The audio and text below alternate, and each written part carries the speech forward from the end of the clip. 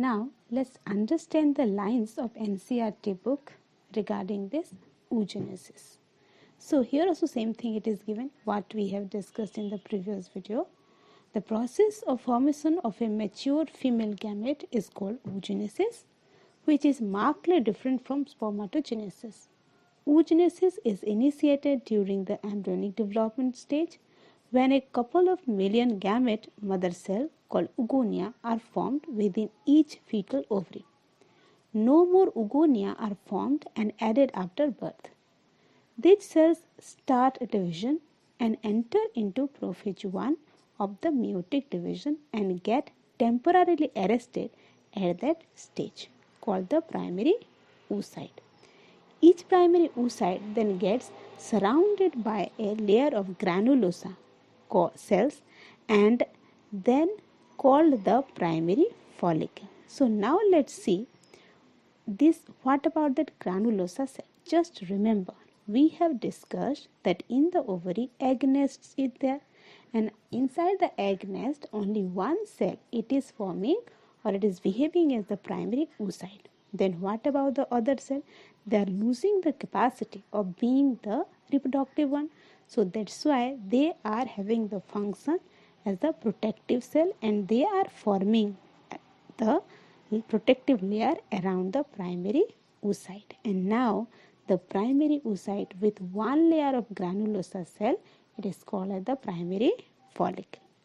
A large number of these follicles degenerate during the phase from birth to puberty. Therefore, at puberty only 60,000 to 80,000 primary follicles are left in each ovary. So already we have discussed about the atresia, that follicles are degenerates. The primary follicle gets surrounded by more layers of granulosa cells and now it is called as the secondary follicle. So now here we must note that inside the primary follicle who is there? That is the primary oocyte. Inside the secondary follicle who is there? That is again the primary oocyte. The secondary follicle soon transforms into a tertiary follicle which is characterized by a fluid-filled cavity called the antrum. So here the fluid is also secreted by this granulosa cells, this follicular cells, and this fluid is absorbed by that oocyte and it is the nutritive fluid. So now let's again recall it. The secondary follicle is transformed into the secondary follicle and it is having a characterized fluid-filled cavity called the antrum. The theca layer is organized into an inner theca interna and an outer theca externa. Theca means the outer covering layer. It is called the theca and it is having or demarcated into two layers, inner and outer layer. It is important to draw your attention that it is at this stage the primary oocyte within the tertiary follicle grows in size and completes its first meiotic division. So this line is quite different and you have to remember this, that at which stage, follicular stage, the primary oocyte undergoes meiosis 1 and that is it is in the tertiary follicle stage. It means again let's recall it that the primary oocyte when it is covered with one layer of granulosa cell it is primary oocyte. When covered by two layer of granulosa cell that is the secondary primary oocyte covered by one layer of follicle that is called the primary follicle. When two layer of that granulosa that is called the secondary follicle. Again when more layer of that granulosa it is called the tertiary follicle which is having a fluid filled cavity called the antrum, and in this tertiary follicle stage only the primary oocyte undergoes meiotic division.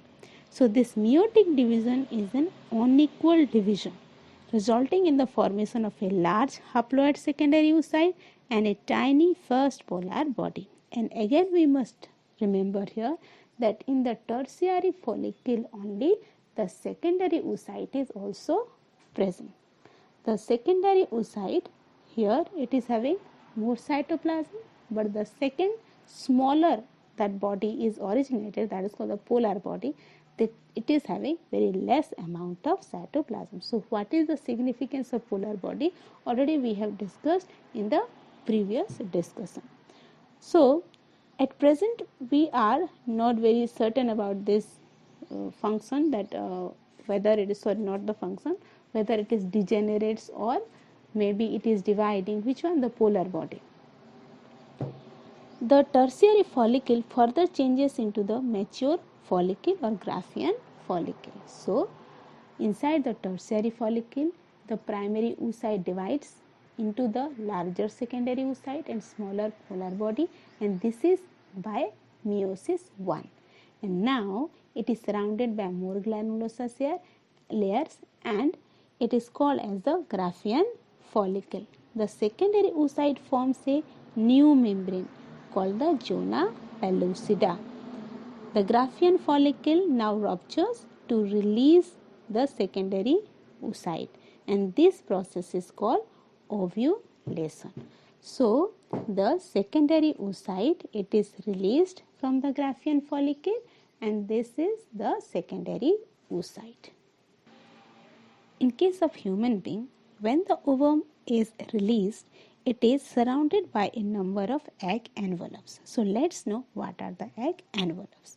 So first layer, it is having the vitelline membrane. It is inner membrane, thin and transparent, which is secreted by the ovum itself. Then zona pellucida, it is the middle, thick, transparent and non-cellular. Between the vitelline membrane and zona pellucida, there is a narrow perivitelline space. Then the outer layer, that is called the corona radiata. It is outer thicker coat formed of radially elongated follicular cells.